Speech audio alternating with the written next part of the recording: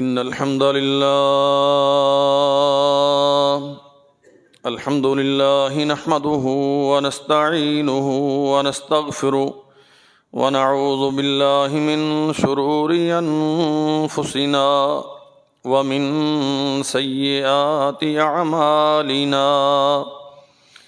من يهده الله فلا مضل له ومن يضلل فلا هادي له وأشهد أن لا إله إلا الله وحده لا شريك له وأشهد أن محمدًا عبده ورسوله يا أيها الذين آمنوا اتقوا الله حق تقاته ولا تموتن إلا وأنتم مسلمون يا أيها الناس اتقوا ربكم الذي خلقكم من نفس واحدة وخلق منها زوجها وبث منهما رجالا كثيرا ونساء واتقوا الله الذي تساءلون به والأرحام إن الله كان عليكم رقيبا يا أيها الذين آمنوا اتقوا الله وقولوا قولا سديدا يصلح لكم أعمالكم ويغفر لكم ذنوبكم ومن يطع الله ورسوله فقد فاز فوزا عظيما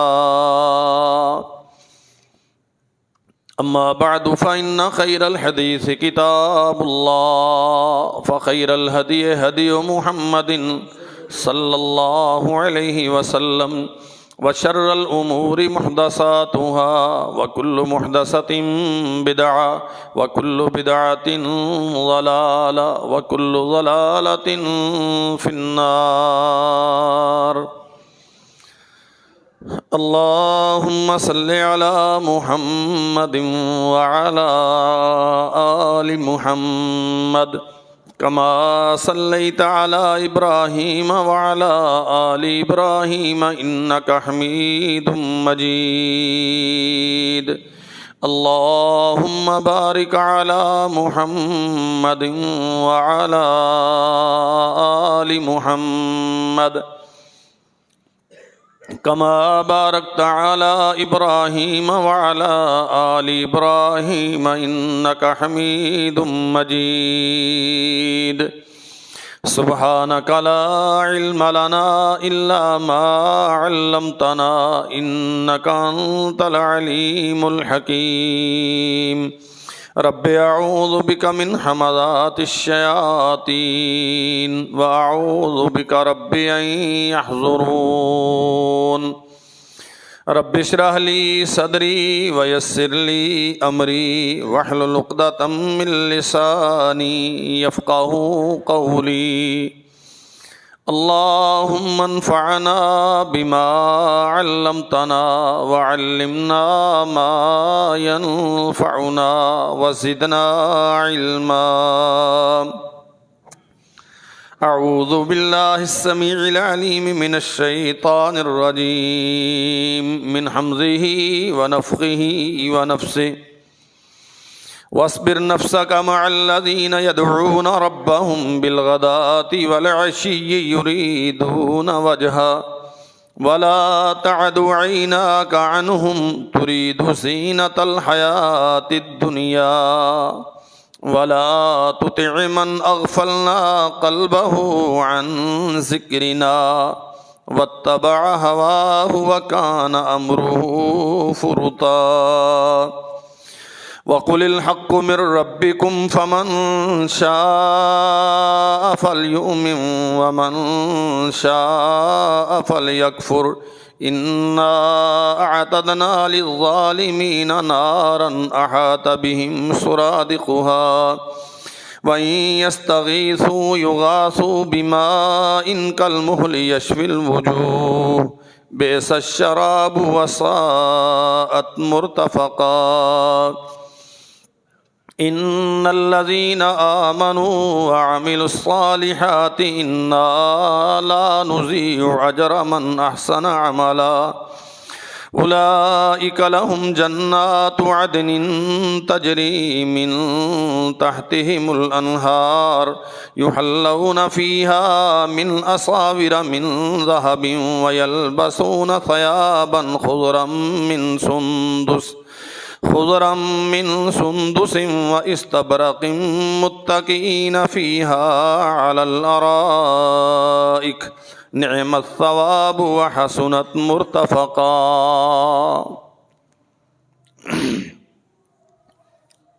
حمد و ثنا اللہ وحدہ لا شریک کے لیے، درود و سلام سید الانبیاء جناب محمد رسول اللہ صلی اللہ علیہ وسلم کی ذات گرامی پر۔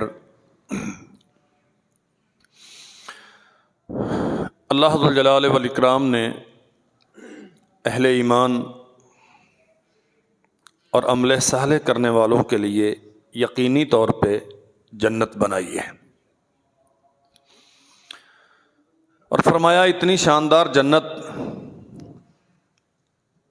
جو کافر ہیں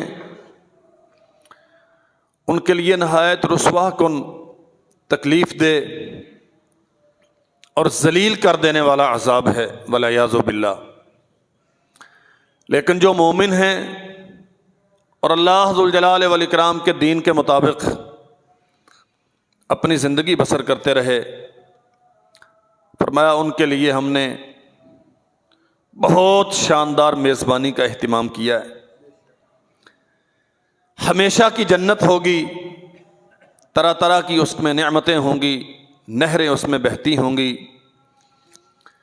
سونے کے چاندی کے برتن ان کے کھانے کے لیے ہوں گے،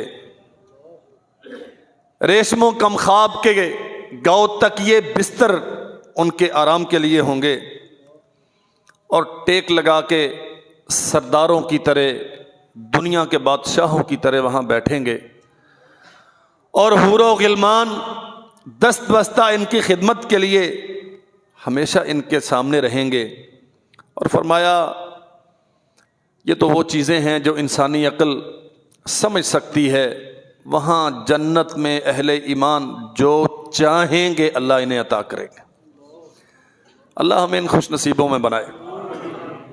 انبیاء علیہ السلام کے بعد بہترین جماعت جو ان بشارتوں کی، ان نعمتوں کی حقدار ہے، سرور کونین صلی اللہ علیہ وسلم کے اصحاب ہیں۔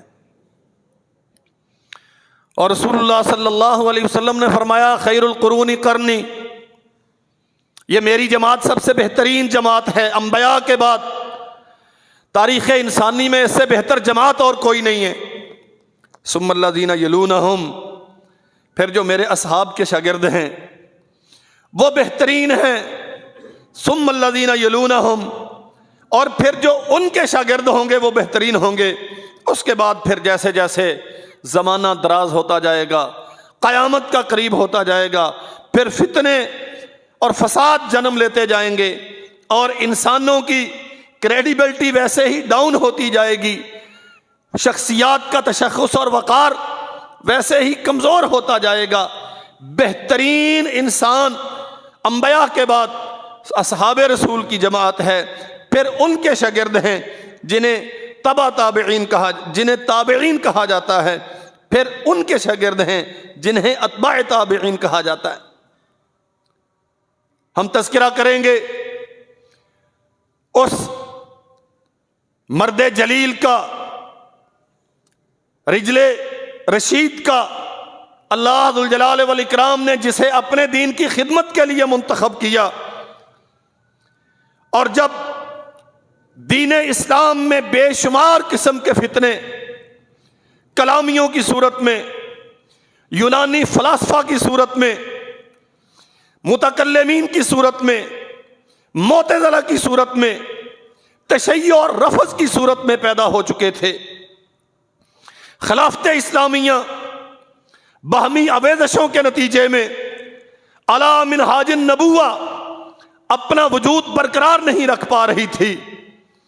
امویوں سے اقتدار عباسیوں کو منتقل ہو چکا تھا اور مراکز علم سے دوری، ماخذ علم سے دوری، بتدریج خلافت دنیا کی طرف مائل تھی. اسلام کی وہ شاندار روشن تعلیمات جو خلفائے راشدین کی خلافت کا خاصہ رہا، جو جناب عمر بن عبدالعزیز رحمۃ اللہ علیہ کی خلافت کی اساس تھی، اب کی خلافت اس منہج پر برقرار نہ تھی.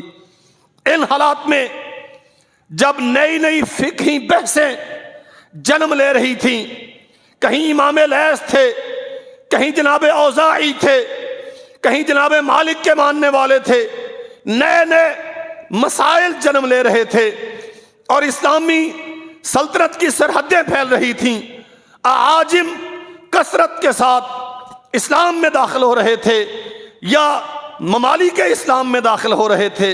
اللہ ذوالجلال والاکرام نے ان حالات میں ایک یتیم بچہ جسے تاریخ اسلام محمد بن ادریس الشافعی رحمۃ اللہ علیہ کے نام سے جانتی ہے، یتیمی میں پلنے والا، یتیمی میں بڑھنے والا، اللہ ذوالجلال والاکرام نے اس کا انتخاب کیا اور دنیا کے سامنے وہ شاندار دین جو محمد کریم صلی اللہ علیہ وسلم لے کے آئے تھے، ان ساری فلسفیانہ کلامی بحثوں میں سے نکھار کے انسانیت کے سامنے پیش کیا. واللہ عقل انسانی حیران ہوتی ہے. اپنے وطن مالوف سے دور ہیں. جناب محمد بن ادریس الشافعی رحمت اللہ علیہ اصلاً قریشی ہیں، ہاشمی ہیں، بنو مطلب کی اولاد میں سے ہیں. اصل وطن ان کا مکہ ہی تھا. چلے گئے ان کے والد محترم فلسطین کے نواح میں غزہ، آج بھی میڈیا پہ اس کا تذکرہ رہتا ہے. یہودی جن کے بسنے والوں کو ظلم و ستم کا نشانہ بنا رہے ہیں، وہاں پہ ان کی ولادت ہوئی. والدہ محترمہ 10 سال کا تھا، صاحبزادہ اسے لے کے مکہ میں آئیں اور یہاں جو اہل علم اس وقت موجود تھے ان کے پاس انہیں تحصیل علم کے لیے بٹھا دیا. خاوند سر پہ نہیں ہے اور وہاں جہاں رہ رہی تھیں غزہ میں، یمن سے منتقل ہوئے قبائل کا وہ محلہ تھا، وہاں سے چلی ہیں اور مکہ میں لے کے آئی ہیں. ایک ہی بیٹا، کوئی اسباب زندگی اور میسر نہیں. اہل سیر نے لکھا ہے کہ جن کے پاس کھانے کے لیے 2 وقت کا کھانا نہ ہو، لیکن حقیقت یہی ہے. ہم دیکھتے ہیں محمد الرسول اللہ صلی اللہ علیہ وسلم کے والد گرامی تو سر پہ نہ تھے، لیکن اللہ ذوالجلال والاکرام نے وہ منصب اور شان و شوکت عطا کیا کہ انسانیت حیران ہے. ایک یتیم لیکن کائنات میں اللہ کی مخلوق میں سب سے عظمت والا.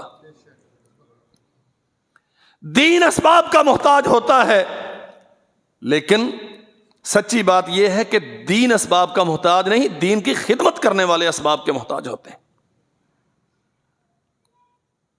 اللہ ذوالجلال والاکرام نے توفیق دی. یہ دنوں کی بات تھی، ائمہ کرام کی خدمت میں آ کے بیٹھے اور سچی بات یہ ہے یہ لوگ ہیں جن کی قربانیاں، جن کی محنتیں، جن کی خدمتیں اللہ ذوالجلال والاکرام نے قبول کی.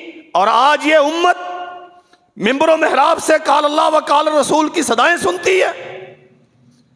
یہ تھے جنہوں نے خون جگر برفاب کیے، یہ تھے جنہوں نے آبلہ پائی کے سفر کیے، فاقہ کشی میں، بھوک و افلاس میں. سفیان ابن عیینہ رحمت اللہ علیہ جو براہ راست اکتساب فیض رکھنے والے ہیں سیدنا عبداللہ ابن عباس رضی اللہ عنہما سے، ان کے سامنے گویا یہ تبع تابعی ہیں. امام محمد بن ادریس الشافعی رحمۃ اللہ علیہ، ان سے زانوِ تلمس طے کیے ہیں۔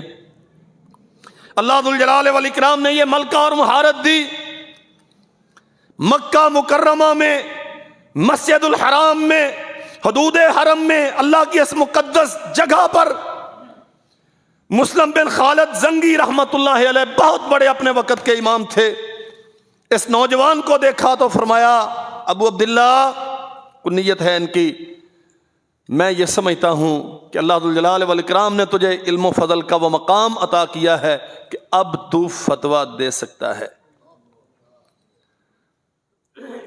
میں اکثر توجہ دلاتا رہتا ہوں، استاد شاگرد سے کہہ رہا ہے کہ تو اب فتویٰ، گویا استاد کی اجازت کے بغیر فتویٰ دینے کی صلاحیت مولوی میں بھی نہیں ہوتی۔ مقتدی تو مقتدی ہوتے ہیں، جو عالم نہیں ہوتے۔ یہاں فتویٰ دینے کا حق صرف اسے ہے جو عالم ہے، اور خالی عالم نہیں، فیس بک سے دو چار روایات دیکھ کے اپنے آپ کو منصب فقیہ پر متمکن کر کے جسے چاہے اسلام میں داخل کرے، جسے چاہے اسلام سے خارج کرے۔ جو وقت کا مفتی ہے وہ اجازت دیتا ہے، آپ اس قابل ہیں کہ فتویٰ دیں۔ اور علم حدیث کا معیار و مقام کیا ہے؟ اور یہاں یہ بات سمجھ لیجئے، آج دنیا نے حضرت امام شافعی رحمت اللہ علیہ کے نام پہ مسلک قائم کیا۔ گزشتہ خطبے میں آپ نے سنا حضرت امام مالک کے نام پہ بھی مسلک قائم ہے۔ امام مالک ساری زندگی کیا پڑھتے رہے، کیا پڑھاتے رہے؟ اللہ کا قرآن، سرور کونین کا فرمان، اسی پہ کتاب مرتب کی، یہی ان کی ساری جستجو کا مرکز و مدار تھا۔ اور حضرت امام شافعی خالد بن محمود زنگی سے، مسلم بن خالد زنگی سے، سفیان بن عیینہ سے، دیگر اکابرین سے حرم کعبہ میں بیٹھ کے رسول اللہ کی حدیث کے علاوہ اور کیا سیکھتے تھے؟ قرآن مجید کے علاوہ اور کیا سیکھتے تھے؟ اس طالب علمی کے زمانے میں قبیلہ بنو حذیل میں تشریف لے گئے، شہری زندگی سے دور، دیہاتوں میں۔ کسی نے پوچھا وہاں جانے کا کیا مقصد ہے؟ فرمایا اگرچہ میں عربی الاصل ہوں، میرا باپ بھی عربی ہے، میری ماں بھی عربی ہے، لیکن میں اس قبیلے میں جا کے عربی کی حقیقت سمجھنا چاہتا ہوں تاکہ اللہ ذوالجلال والاکرام کے فرامین کا صحیح طور پہ ادراک کر سکوں۔ یہاں سے تشریف لے گئے، مکہ مکرمہ سے، کبار علماء سے اور اپنے وقت کے محدثین سے حدیث رسول پڑھی، اور کان میں یہ خبر پہنچی کہ مدینہ میں حضرت امام مالک رحمت اللہ علیہ کا درس حدیث ہے، اور علم و انوار کی بارشیں ہوتی ہیں۔ رخت سفر باندھا اور مدینہ میں گئے، والی مکہ کی خدمت میں گئے۔ میں مدینہ میں جانا چاہتا ہوں، کچھ سفارشی خط لکھ دیں تاکہ حضرت امام مالک مجھے اپنی شاگردی میں لے لیں۔ علم حدیث کا احترام اور وقار کیا ہے؟ یہ علم والی مکہ نے خط لکھا والی مدینہ کے نام، امام مالک نے جا کے والی مدینہ کو خط دیا، پڑھا۔ اہل سیر لکھتے ہیں، پوچھنے لگے کہ نوجوان آپ مکہ سے ہیں؟ جی، کیا چاہتے ہیں؟ فرمایا میرے ساتھ چلو، حضرت امام مالک کی خدمت میں میری سفارش کرو کہ مجھے پڑھائیں۔ اللہ اکبر۔ علم فائدہ دیتا ہے ان کو جو علم کی قدر کرتے ہیں۔ یہ مسئلہ سمجھ لیں اچھی طرح۔ حضرت الاستاذ قاری محمد ادریس العاصم رحمۃ اللہ علیہ ابھی پرسوں ان کی نماز جنازہ ہوئی. ان کا بڑا معروف ایک فرمان ہے. وہ کہتے تھے کہ جو علم، آلات علم اور احباب علم کی قدر نہیں کرتا، علم اس کے دل میں آ جاتا ہے لیکن علم اسے فائدہ نہیں دیتا. کسی نے پوچھا آلات علم کیا ہیں؟ وہ کہتے ہیں جس پھٹی پہ کتاب رکھ کے پڑھتے ہو اس پھٹی کی بھی قدر کرو، اور جن سے پڑھتے ہو اس بے جان لکڑی کی اگر قدر ہے تو وہ جو اپنا خون جگر انڈیلتا ہے تیرے قلب و ذہن میں، اس کی قدر و منزلت کی کیا کیفیت ہوگی؟ اللہ نے عزتیں انہیں دی جنہوں نے اس علم کو عزت دی. ڈگریوں کے انبار ہوں، کتابوں کے کمرے بھرے ہوئے ہوں اور معلومات کے ذخائر ہوں آپ کے پاس. علم آپ کو تب فائدہ دے گا جب آپ جن سے پڑھ رہے ہیں، جو پڑھ رہے ہیں، جس پر رکھ کے پڑھ رہے ہیں، ان ساری چیزوں کا ادب اور احترام کریں گے. جو استاذ کی برائی کرتا ہے نا، نقص ہونے کے باوجود جو استاذ کی برائی کرتا ہے، علم اسے فائدہ نہیں دیتا. یہ وقت کا حکمران ہے مدینہ کا. اس نے کہا آپ امام مالک سے پڑھنا چاہتے ہیں؟ آپ جانتے ہیں مالک کون ہے؟ امام شافعی فرماتے ہیں کہ امام ہے. فرمایا اتنا ہی مسئلہ نہیں ہے کہ امام ہے، آپ سفارشی خط میرے نام لے کے آئے کہ مدینے کا حاکم میں ہوں. ارے میں حاکم ہوں، مجھے خلیفہ نے گورنر بنایا ہے، لیکن میرا حکم مالک پہ نہیں چلتا،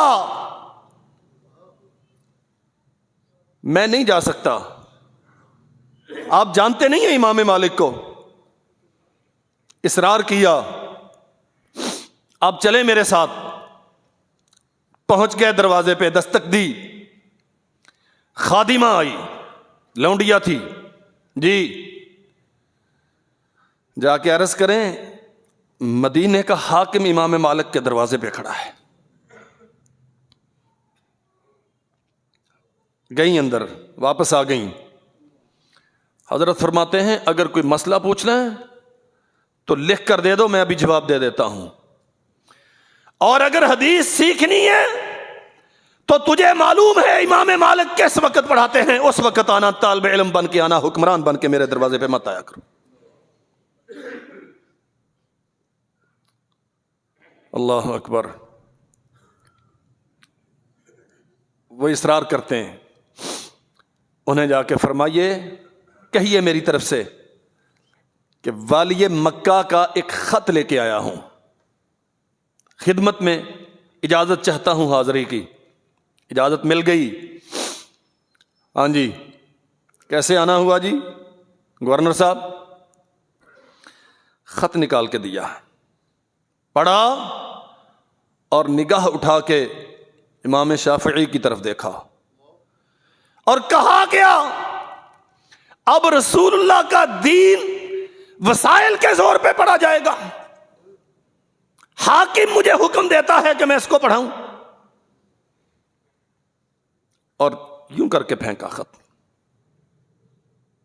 میں مالک، حدیث رسول کا عالم، حکام کے کہنے پہ پڑھاؤں گا، میرا اپنا معیار ہے. امام محمد بن ادریس الشافعی فوراً بولے حضرت محمد میرا نام ہے، رسول اللہ کے خاندان بنو ہاشم سے میرا تعلق ہے، اور بس بات اتنی سی ہے. اچھا تیرا تعلق سرور کونین کے خاندان سے ہے، تو پڑھنا چاہتا ہے؟ ان حکمرانوں کے کہنے کی وجہ سے نہیں، گورنروں کے ان آرڈرز کی وجہ سے نہیں، رسول اللہ کے خاندان سے نسبت ہونے کی وجہ سے امام مالک تجھے اجازت دیتا ہے کل اتنے بجے آ جانا.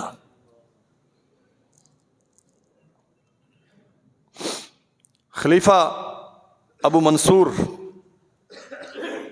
بنو عباس کا خلیفہ، جس کے دور میں امام مالک پہ ظلم و ستم کیا گیا.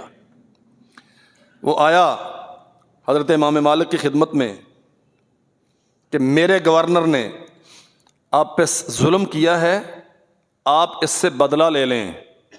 فرمایا سنو, نہ تیری بادشاہت سے کوئی ڈر ہے, نہ انتقام لینے سے کوئی غرض ہے, میں نے اسے معاف کیا ہے اس لیے کہ یہ رسول اللہ کے خاندان سے ہے, اور تجھے معاف کیا ہے اس لیے کہ تو رسول اللہ کے چچا کے خاندان سے.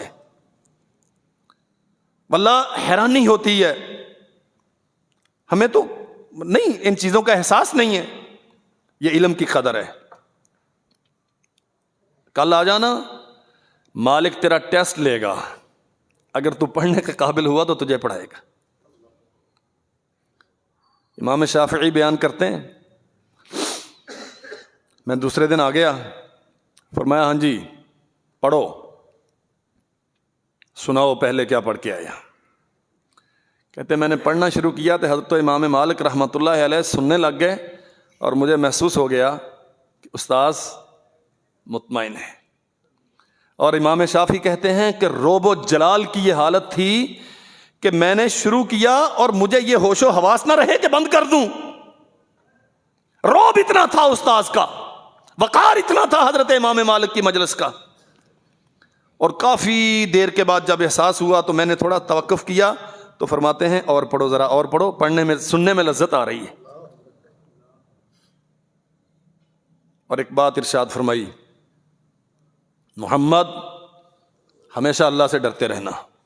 امام شافعی کا نام ہے, ہمیشہ اللہ سے ڈرتے رہنا, گناہ سے بچتے رہنا. اللہ ذوالجلال والاکرام تجھے بڑی عظمتیں عطا کرے گا. اور اللہ نے اپنے بندے کا کہا سچ کر دکھایا.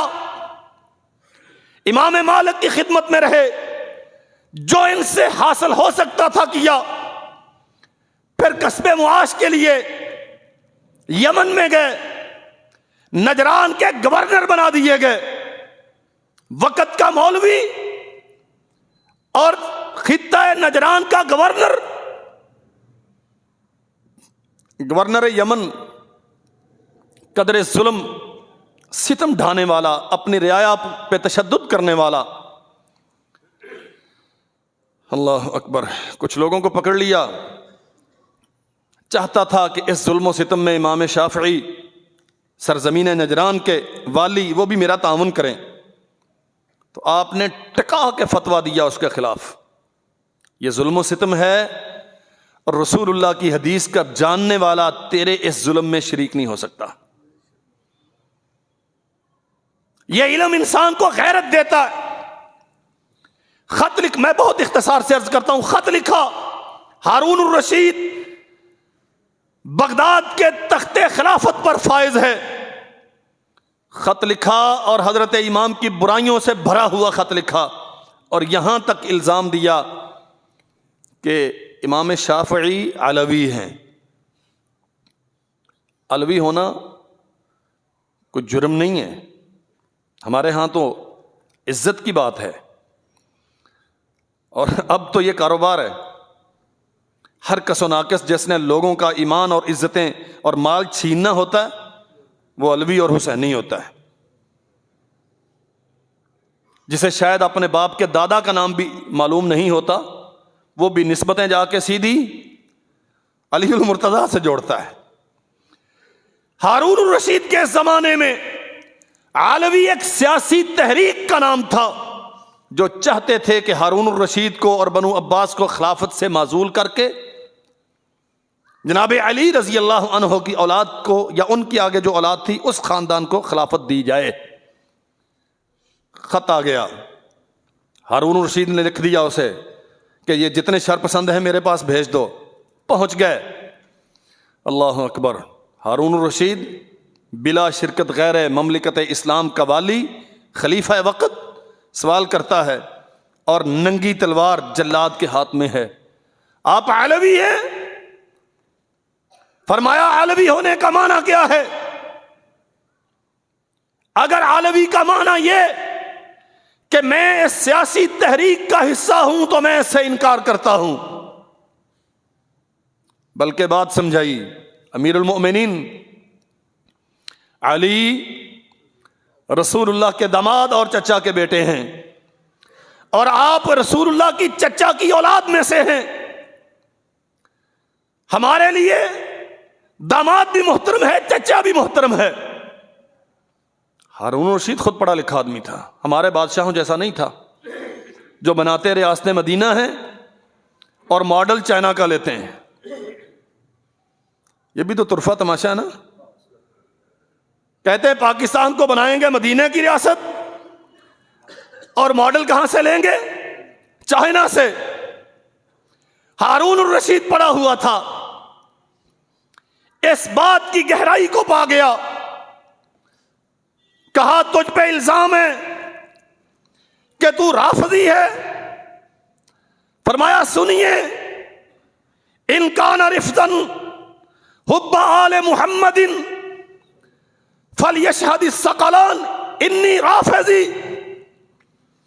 اگر علی المرتضی سے محبت کرنا، اگر ان کی اولاد سے محبت کرنا، اگر رسول اللہ کی بیٹی سے محبت کرنا، آل نبی سے محبت کرنا رفض ہے، فلیشہد الثقلان، پھر میں آسمان و زمین کو گواہ بنا کے کہتا ہوں کہ محمد بن ادریس الشافعی رافضی ہے۔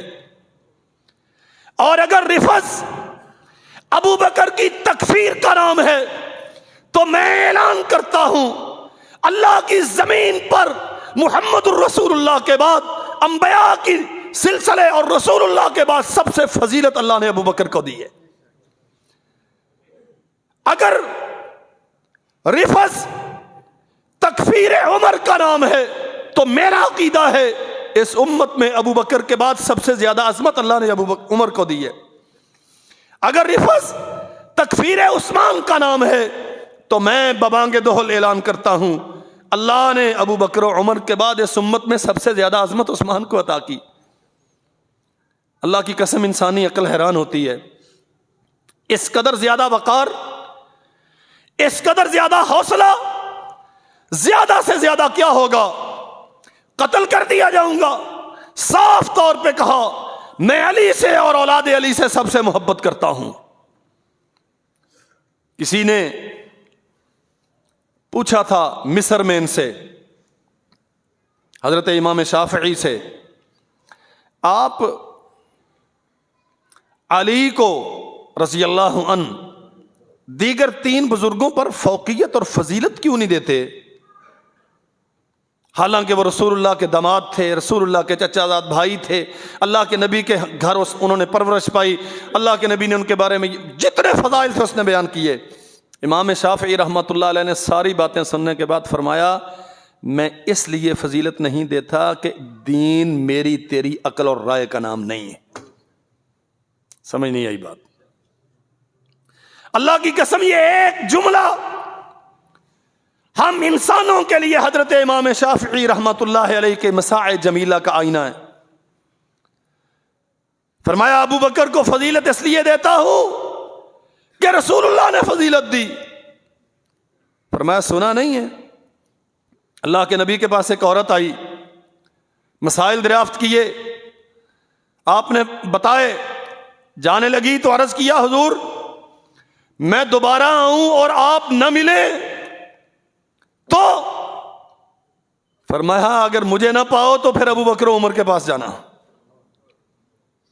امام شافعی کہتے ہیں میں ابو بکر کو فضیلت اس لیے دیتا ہوں کہ رسول اللہ کی احادیث اس بات پہ دلیل ہیں کہ اس امت میں سب سے زیادہ فضیلت اللہ نے ابو بکر کو دی ہے، اور علی کو ان تینوں بزرگوں سے بعد میں سمجھتا ہوں، اس لیے میں بھی چاہتا ہوں یہ رشتے جتنے آپ مجھے گنواتے ہیں میں جانتا ہوں انہیں، لیکن اس کے باوجود ان 3 کو علی پہ فضیلت دیتا ہوں اس لیے کہ رسول اللہ نے دی ہے۔ اگر دین تیری میری رائے کا نام ہوتا تو ہم اپنی مرضی سے کرتے، اور اگر دین آسمان سے اترنے والی وحی کا نام ہے تو جو صاحب وحی تھے وہ تو ابو بکر و عمر اور عثمان کو علی پہ فضیلت دے کے گئے۔ دنیا غلط کہتی ہے ہم فلاں کے مقلد ہیں، ہم فلاں کے مقلد ہیں، ہم فلاں کے مقلد ہیں۔ یہ جو فلاں فلاں فلاں تھے نا، یہ خود کسی کے مقلد نہیں تھے، اور نہ صرف یہ کہ یہ مقلد نہ تھے بلکہ زندگی بھر لوگوں کو تقلید سے روکتے رہے۔ میری بات دین ہے، فلاں کی بات دین ہے، اللہ اکبر، صاف طور پہ کہا کرتے تھے لوگوں نہ میری تقلید کرو نہ کسی اور کی تقلید کرو، دین صرف وہ ہے جو آسمان سے محمد عربی صلی اللہ علیہ وسلم کے قلب اطہر پہ اترا ہے۔ ہم کچھ اصول قائم کر کے اس کے مطابق فتویٰ دیتے ہیں، اگر درست ہو تو یہ اللہ کا احسان ہے، اور اگر غلط ہو تو اس کے ذمہ دار ہم ہیں۔ ہماری ہر بات کو دین سمجھ کے اس کے پیچھے مت چلا کرو۔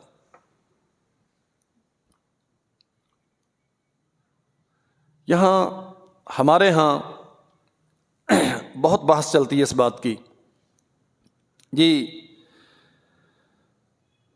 4 امام ہیں، ان چاروں کے حلقہ تقلید سے جو باہر ہے تو اس کا کیا بنے گا؟ اب تو اللہ کا شکر ہے حالات قدرے بہتر ہیں، بلکہ اب بہتر سے بدتر کی طرف جانے شروع ہو گئے۔ پہلے کتابیں عام تھیں، پہلے کتابیں کم تھیں، پھر کتابیں عام ہو گئیں، اب کتابوں کی جگہ پہ شیطان نے لے لی۔ علم سے، اہل علم سے لوگ دوری اختیار کر رہے ہیں، اور الٹیمیٹلی نتیجہ پھر وہی تقلید سامنے آ رہی ہے۔ پہلے کسی انسان کی تقلید ہوتی تھی، اب فیس بک پہ آنے والے بے سر و پا فتووں کی تقلید ہوتی ہے، کوئی اس کی اصل نہیں ہے، کوئی اس کو لکھنے والے کا معلوم نہیں ہے، بس جو لکھ دیا فیس بک پہ ہم نے پڑھا۔ یہ بات سمجھ لیں اچھی طرح، یہ جن 4 کے نام پہ آج مسالک قائم ہیں یہ خود مجتہد مطلق تھے، اور 3 امام مالک، ان کے شاگرد امام شافعی، ان کے شاگرد امام احمد ابن حنبل، یہ تینوں محدث تھے، مجتہد بھی تھے، محدث بھی تھے، اور کوئی ایک دلیل ان کی زندگی کی ایسی نہیں ہے کہ انہوں نے کسی شاگرد سے یہ کہا ہو جو بات میں کہہ رہا ہوں وہ حرف آخر ہے، اسے دین بنا کے اختیار کرو۔ ایک دلیل ایسی۔ اللہ اکبر۔ اہل مدینہ کے ساتھ رسول اللہ صلی اللہ علیہ وسلم کے شہر کے باسیوں کے ساتھ، اصحاب رسول کی اولادوں کے ساتھ بڑی محبت کا تعلق تھا، بڑے احترام کا رشتہ تھا، اور کہا کرتے تھے کہ میں تو اہل مدینہ کا شاگرد ہوں کہ امام مالک سے حدیث رسول پڑھتا رہا ہوں، لیکن سنو، اگر کوئی مدینہ کا رہنے والا تمہیں فتویٰ دے اور اس فتوے کی اصل کتاب اللہ اور سنت رسول اللہ سے موجود نہ ہو، باوجود اس بات کے کہ وہ مدینہ کا بسنے والا ہے، محمد بن ادریس الشافعی اس کی بات کو دین سمجھنے کے لیے تیار نہیں۔ لوگوں نے اس پہ کتابیں لکھی کہ امام محمد بن ادریس الشافعی اہل مدینہ کے تعامل کے خلاف تھے۔ اصل وجہ کیا ہے؟ تھوڑا سا پس منظر سمجھ لیں۔ امام مالک رحمۃ اللہ علیہ جس زمانے میں پڑھا کرتے تھے اور پھر پڑھایا کرتے تھے، تب تک صحابہ کرام کی اولادیں مدینہ میں موجود تھیں،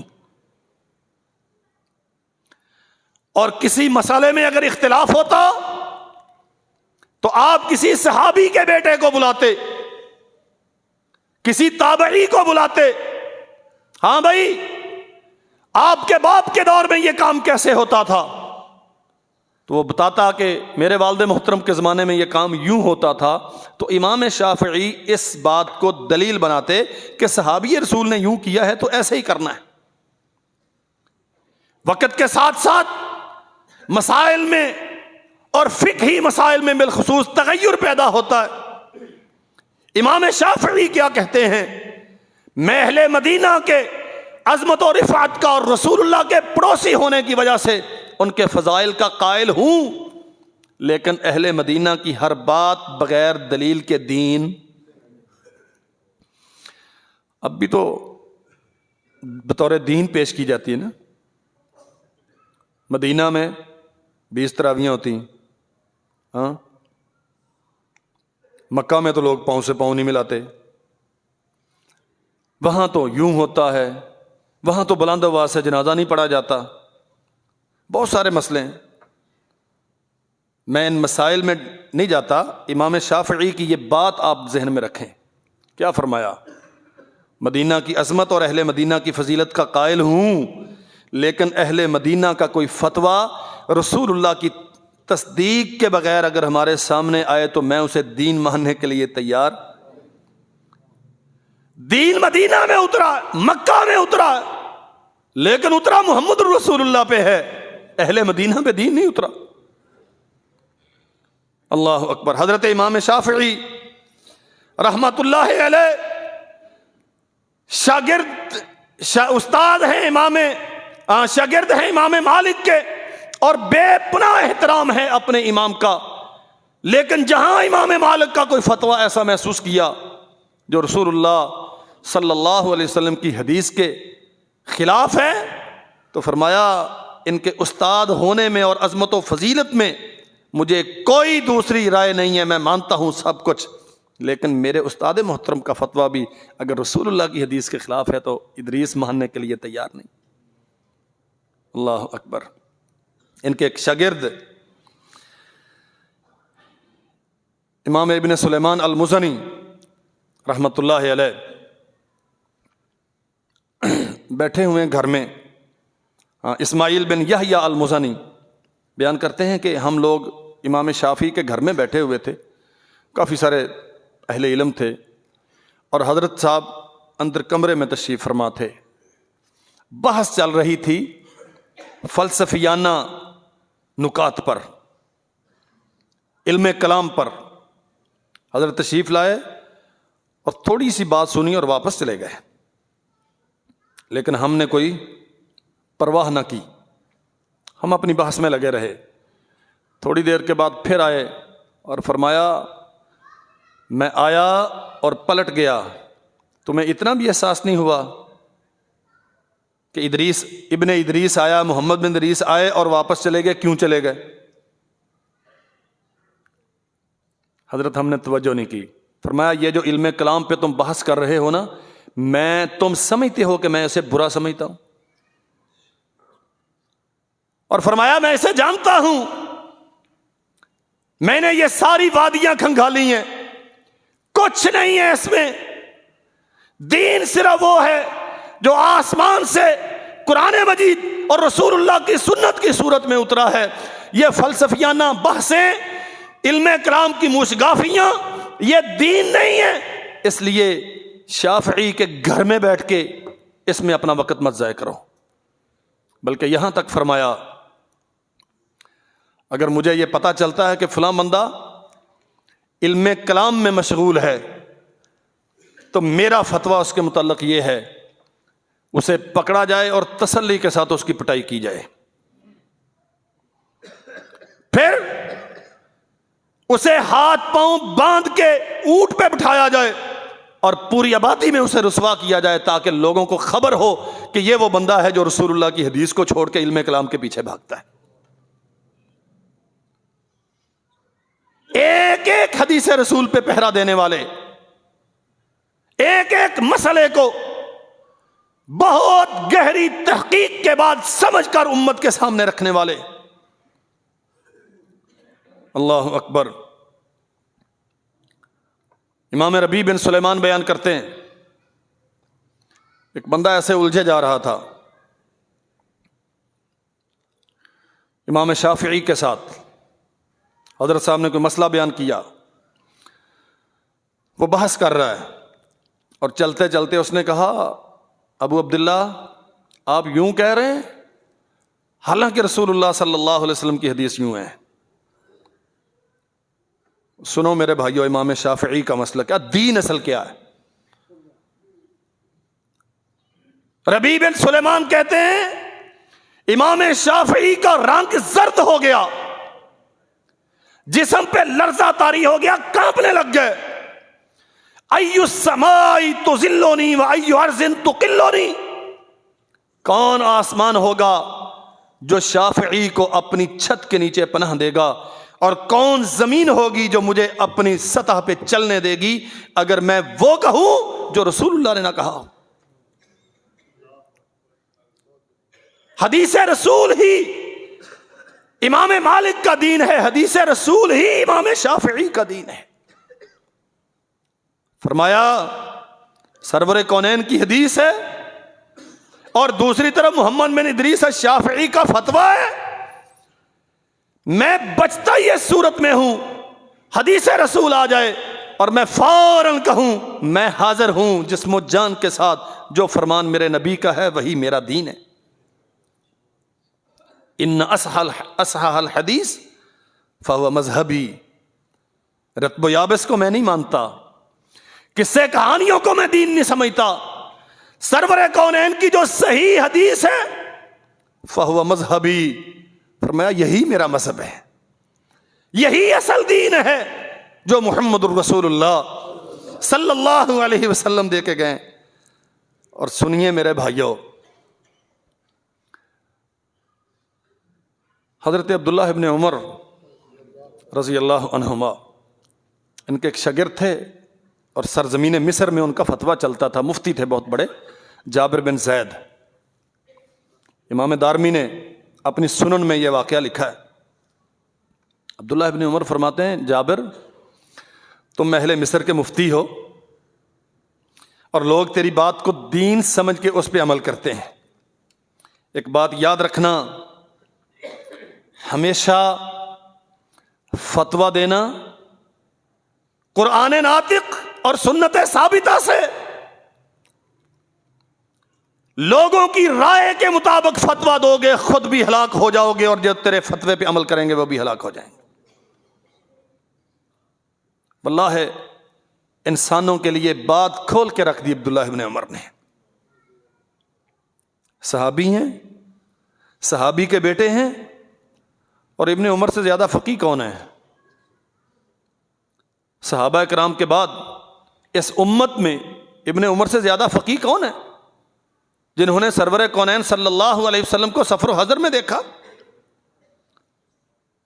اور لمبی عمر قریب 60 سال جن کا فتویٰ ملت میں رائج رہا، وہ اپنے شاگرد کو کہہ رہے ہیں فتویٰ دینا کتاب اللہ کے مطابق، رسول اللہ کی ثابت شدہ سنت کے مطابق، رائے کے مطابق فتویٰ دو گے، تم فتویٰ دینے کی وجہ سے مارے جاؤ گے، لوگ اس پہ عمل کرنے کی وجہ سے ہلاک ہو جائیں گے۔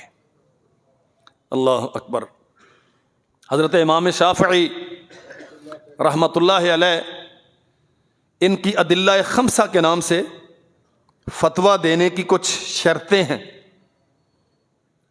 فرماتے ہیں میں محمد بن ادریس الشافعی سب سے پہلے مسئلہ سمجھتا ہوں اور لوگوں کو بتاتا ہوں اللہ کی کتاب اور رسول اللہ کی سنت سے،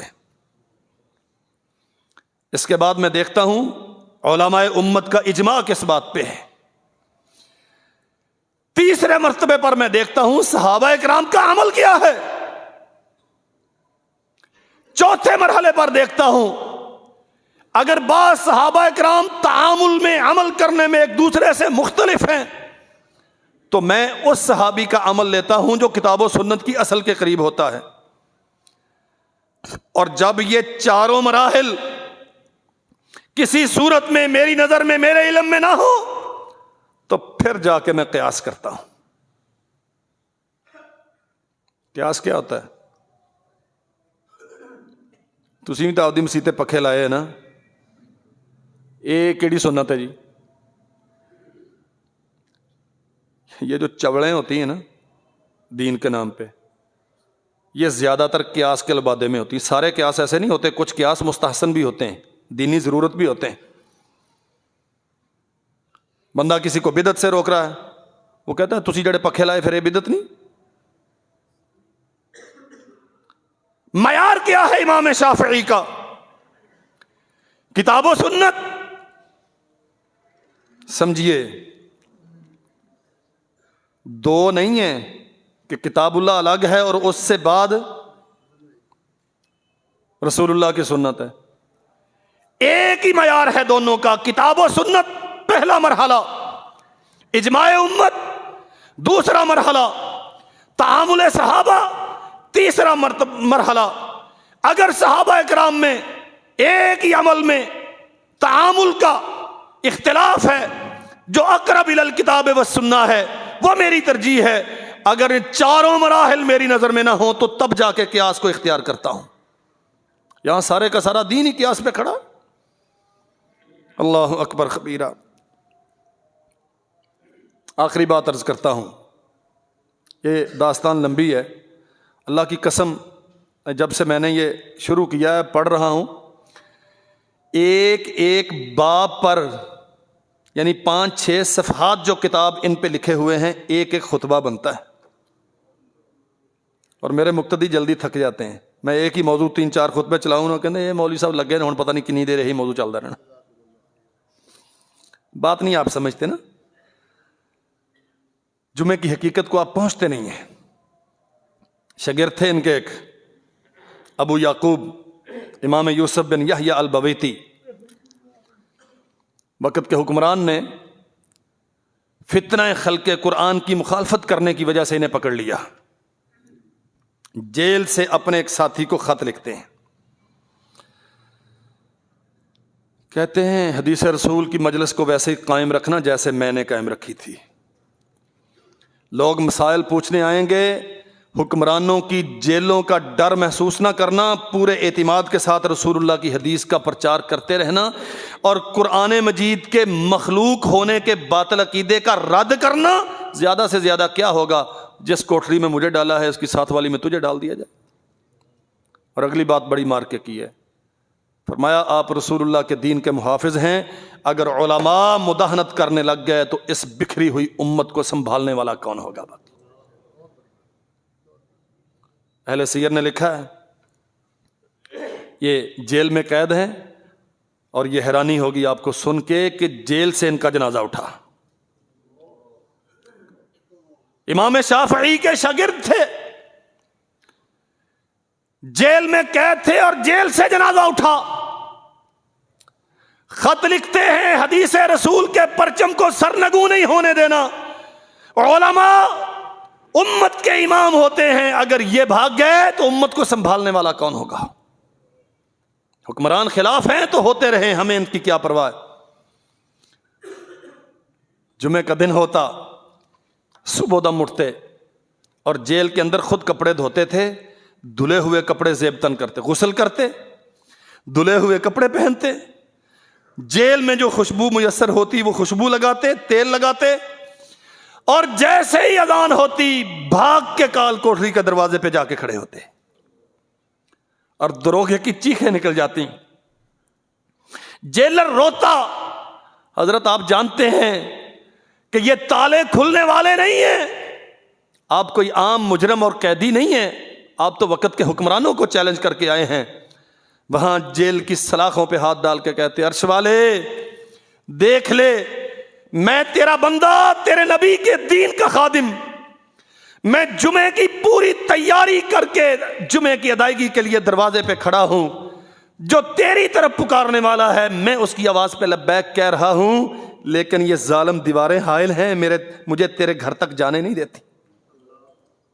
زندگی رسول اللہ کی حدیث کو سمجھتے ہوئے، رسول اللہ کی حدیث کو سمجھاتے ہوئے، رسول اللہ کی حدیث کا دفاع کرتے ہوئے گزاری. 58 سال کی عمر تھی. حضرت امام شافعی رحمت اللہ علیہ یہ بھی حکمرانوں کے عتاب کا شکار تھے. بغداد سے مصر میں گئے ہیں، حکمرانوں کے عتاب کا شکار تھے تو مصر میں گئے. اور کسی نے کہا کہ آپ مصر میں کیا لینے جا رہے ہیں؟ فرمایا مجھے معلوم نہیں کہ میں وہاں جا رہا ہوں یا میری قضا مجھے وہاں بلا رہی ہے. 58 سال کی عمر میں یہ اپنے رب کی بارگاہ میں پیش ہو گئے، لیکن رسول اللہ صلی اللہ علیہ وسلم کی حدیث کا دفاع ایسے مضبوط بنیادوں اور شاندار خطوط پہ کیا کہ یہ کوفہ سے اٹھنے والا تقلید کا فتنہ آج تک امام شافعی کا نام سن کے کانپتا ہے۔ اللہ ذوالجلال والاکرام جنت میں ان کے درجات بلند فرمائے اور ہمیں کتاب و سنت کا خادم بنتے ہوئے ان کے نقش قدم پہ چلنے کی ہمت بخشے۔ وآخر دعوانا الحمدللہ۔